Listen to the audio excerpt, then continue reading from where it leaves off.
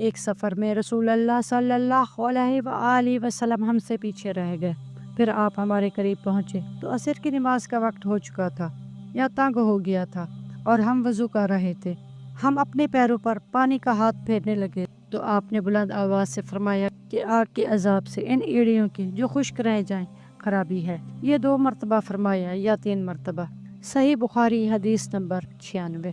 رسول اللہ صلی اللہ علیہ وآلہ وسلم نے فرمایا کہ 3 شخص ہیں جن کے لیے 2 گنا اجر ہے۔ ایک وہ جو اہل کتاب سے ہو اور اپنے نبی پر اور محمد صلی اللہ علیہ وآلہ وسلم پر ایمان لائے، اور دوسرے وہ غلام جو اپنے آقا اور اللہ دونوں کا حق ادا کرے، اور تیسرے وہ آدمی جس کے پاس کوئی لونڈی ہو جس سے شب باشی کرتا ہے اور اسے تربیت دے تو اچھی تربیت دے، تعلیم دے تو عمدہ تعلیم دے، پھر اسے آزاد کر کے اسے نکاح کر لے تو اس کے لیے 2 گنا اجر ہے۔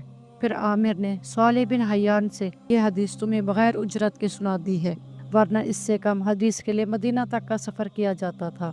صحیح بخاری حدیث نمبر 97۔